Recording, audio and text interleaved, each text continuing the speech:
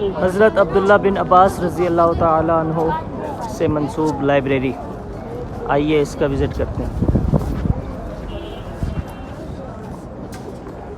سب سے پہلے آپ دیکھ سکتے ہیں لائبریری کا پرانا پتھر۔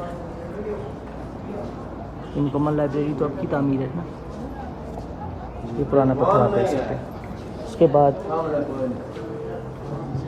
آپ مختلف کتابیں یہاں پہ رکھی ہوئی دیکھ سکتے ہیں۔ تھوڑا سا آگے آئیں تو آپ کو یہاں پہ حضرت عبداللہ بن عباس رضی اللہ تعالیٰ عنہ آپ کی تصانیف اور تفسیر یہ آپ زیارت کر سکتے ہیں۔ یہ کچھ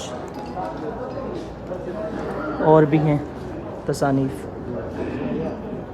اچھا، اب آپ اس سے مزید آگے آئیں تو پرانے دور میں جب کاغذ قلم نہیں ہوا کرتے تھے تب قرآن پاک پتھروں پر تحریر کیا جاتا تھا، یہ آپ ملاحظہ کر سکتے ہیں۔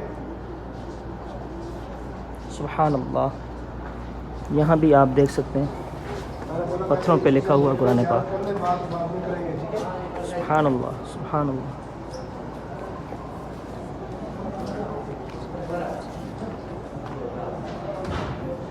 یہ سب چیزیں طائف میں موجود حضرت عبداللہ بن عباس رضی اللہ تعالیٰ عنہ سے منسوب لائبریری میں آپ دیکھ سکتے ہیں۔